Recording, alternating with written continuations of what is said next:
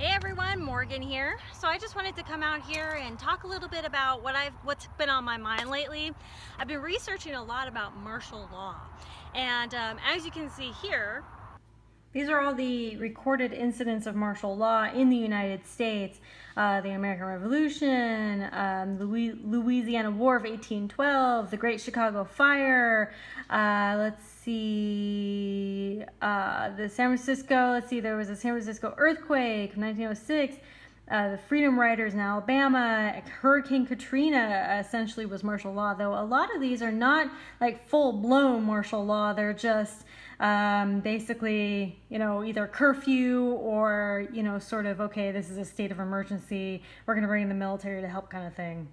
There are quite a few instances of martial law being declared, but on a much smaller scale. In most cases, martial law is more along the lines of curfew being initiated, which is, in some instances, a start of martial law.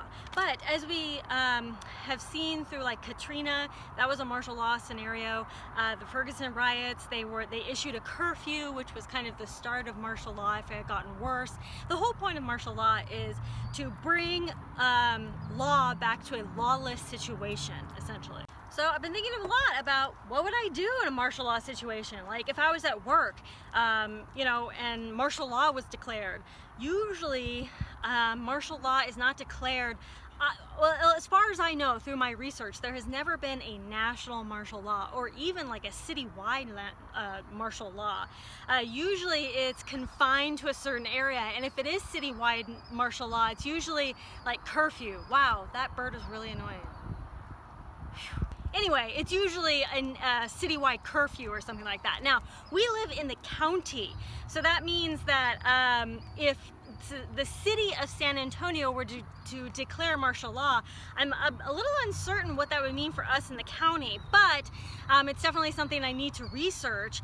So for instance, let's say that martial law was declared for downtown San Antonio, a certain radius around downtown San Antonio. Well, I would then ignore downtown San Antonio at that point.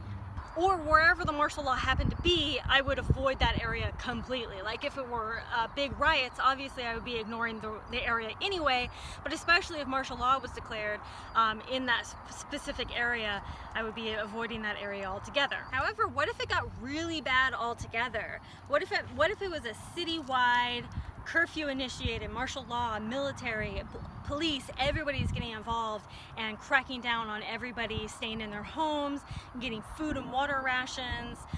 At that point, I've read a lot of articles on this, and most people say to just basically succumb, to say, okay, if you want to raid my house, come in and raid. Now, a lot of people were saying if you're going to come in my house and raid, that you need hiding spots in your house, under flower beds or, a secret staircase or something like that, in order to actually, protect your gear away from the people that are raiding your home. A lot of blogs were saying to bug out, to just get out of the city as fast as you can if there's martial law.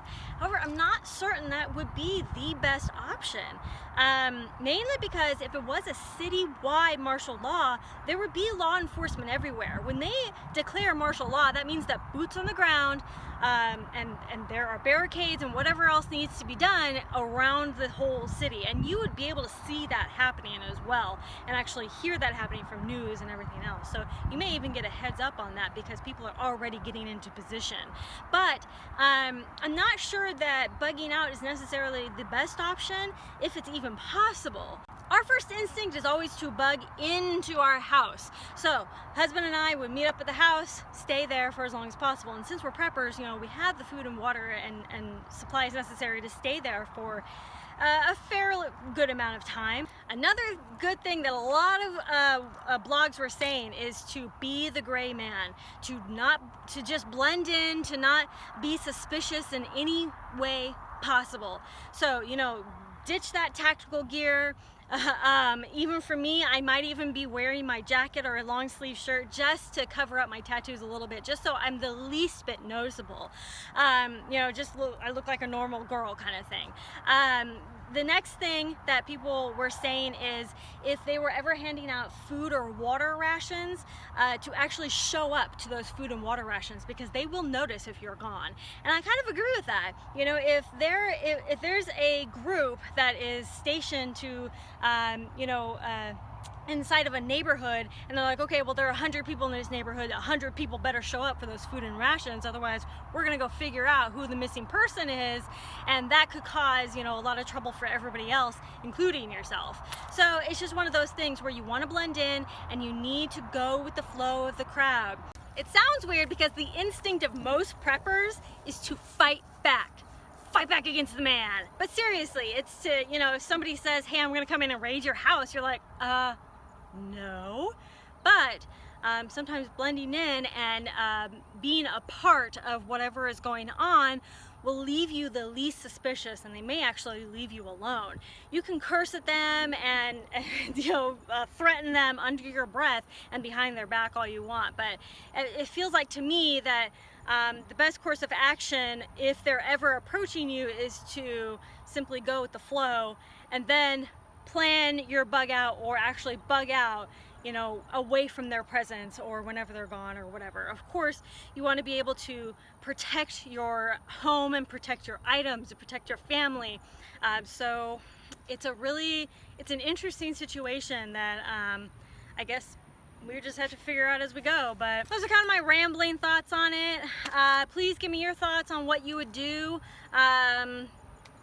I think it would be really chaotic, and I would basically just want to stay away from the chaos because I wouldn't want to put myself or my family in danger, and just want to be, you know, alive and survive another day for as long as possible. It's kind of my thought process, so I would do whatever it takes to do that.